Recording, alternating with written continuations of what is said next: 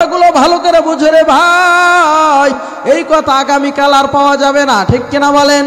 ও প্রিয় এলাকাবাসী, তাহলে বলেন দেখি, একজন আল্লাহওয়ালা বান্দার কাছে যখন বদদোয়ার আবেদন করেছে, এইবার কাফেররা বলতেছে আপনি যে দোয়া করেন সাথে সাথে কবুল হয়। অনেক মাইয়া মানুষেরা আপনার কাছে পানি পড়ার জন্য আসে, ঝাড়ফুঁকের জন্য আসে। মুসা যদি এত নিয়ামত পায়, মুসার যদি এত ক্ষমতা থাকে, তাহলে ওই মুসা যখন দুনিয়াতে এসে চলাফেরা করবে, তখন আপনার আর পানি পড়া চলবে না, আপনার কাছে আর কেউ দোয়া নিতে আসবে না, আপনার খানকাও আর চলবে না মিয়া, ঠিক কিনা বলেন? বলতেছে আপনার খানকা চলবে না, আপনার খানকা চলবে না।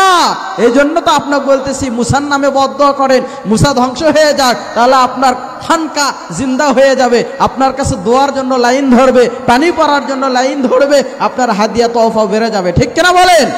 আর জোরে বলেন ঠিক কিনা?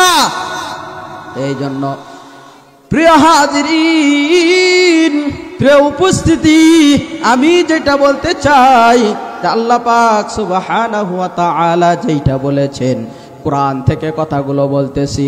আমার আল্লাহ বলেন, ওয়াতলু আলাইহিম নাবা আল্লাযী আতাইনাহু আয়াতিনা। আমার পক্ষ থেকে আমার বান্দার কাছে নিদর্শন এসেছে। আমার বান্দার কাছে যখন এই নিদর্শন এসেছে, সে কিন্তু জানতো যে মুসা একজন নবী, এবং নবী হইতে যতগুলো প্রমাণ লাগে সমস্ত প্রমাণগুলো সে মোটামুটি জানতো।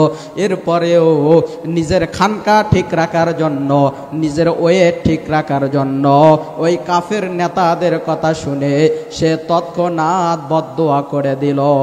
জোরে বলি নাউজুবিল্লাহ। বদদোয়া করছে, কি করছে? বদদোয়া করছে কাফেরদের কথা শুনে, যে আহারে তাই তো, মুসা যদি আসে তাহলে তো আমার খাওয়া কমে যাবে, ঠিক কিনা বলেন? প্রিয় হাজিরিন, এইবার আল্লাহ পাক সুবহানাহু ওয়া তাআলা বলেন, ফানসালাখা মিনহা, আমার নিদর্শন আমার বান্দার কাছে গেছে, সে জেনে বুঝে মুখ ফিরায়া নিয়েছে। আর এই মুখ ফিরায়া নেওয়ার কারণে সে যে প্রথম একটা অপরাধ করলো, এই অপরাধ করার কারণে তার পিছনে শয়তান লেগে যায়। কে লেগে যায়? জোরে বলেন, কে লেগে যায়? ফানসালাখা মিনহা ফাআতবাহু শাইতান। জোরে বলে আল্লাহু আকবার। যখন আপনি জেনে বুঝে আল্লাহর আয়াতকে অস্বীকার করবেন, আল্লাহর আয়াতকে ছেড়ে দিবেন, আল্লাহ বলতেছেন ও নিজে শয়তানকে অনুসরণ করে নাই, কিন্তু নিজে কোরআন থেকে দূরে সরার কারণে, আল্লাহর কথাকে অমান্য করার কারণে শয়তান তার পিছে লেগে যায়। কে লেগে যায়? আর আল্লাহ বলতেছে শয়তান যদি কারো পিছে লেগে যায়, ফাআতবাহু শাইতানু ফাকানা মিনাল গাবিন, শয়তান যদি কারো পিছনে লেগে যায়, আর কোনো সন্দেহ নাই, আর কোনো সন্দেহ নাই, ওই মানুষটা তৎক্ষণাৎ পথভ্রষ্ট হয়ে যায়, ঠিক কিনা বলেন? কি হয়ে যায়? পথভ্রষ্ট হয়ে যায়, এর মধ্যে কোনো সন্দেহ নাই।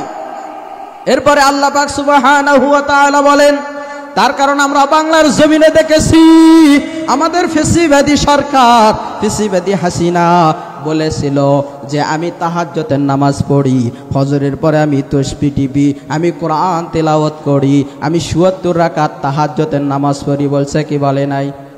জোরে বলেন, বলছে কি না? আবার এরা কি করে?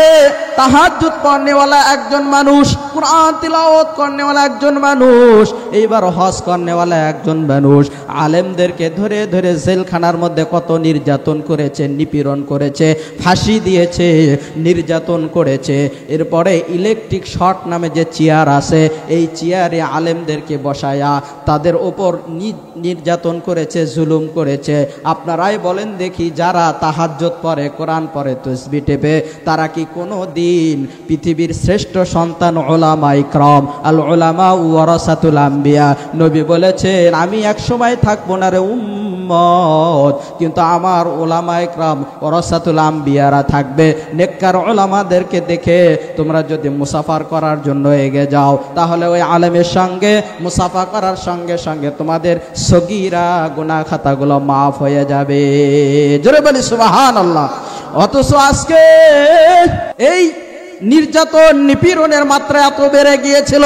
আপনারা বলেন দেখি, যখন তারা কোরআনের আয়াতকে অস্বীকার করেছে, কোরআনের আয়াত অনুযায়ী দেশ পরিচালনা করে নাই, আমার আল্লাহ বলে তোমরা আমার কোরআনের আয়াতকে ছেড়ে দিয়েছো, ছুঁড়ে ফেলেছো, এই জন্য আমি আল্লাহ তোমাদের পিছনে শয়তানকে লেলে দিয়েছি।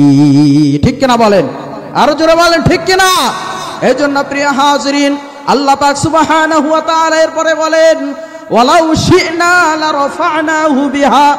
আল্লাহ পাক সুবহানাহু ওয়া তাআলা বলেন একজন মানুষ যখন জেনে বুঝে কোরআনের আয়াতকে ছেড়ে দিবে, প্রথম নাম্বার অপরাধ, যারা কোরআনের আয়াতকে ছেড়ে দিয়েছে তাদের পিছনে শয়তান লেগেছে, আর শয়তান যখন লাগে সে মানুষটা পথভ্রষ্ট হয়ে যায়। এরপর আল্লাহ বলতেছেন ওয়ালাউ শি'না লারাফা'নাহু বিহা, তারা যদি আমার নিদর্শন মেনে নিত, আমার কোরআনকে ফলো করত, আমার কোরআনের আয়াত অনুযায়ী রাষ্ট্র পরিচালনা করত, সমাজ পরিচালনা করত, নিজের জীবনকে গড়াইতো, লারাফা'নাহু বিহা, তাহলে আমি আল্লাহ চাইলে তাদের পদ মর্যাদা আসমান পর্যন্ত দিয়ে দিতাম। জোরে বলি সুবহানাল্লাহ।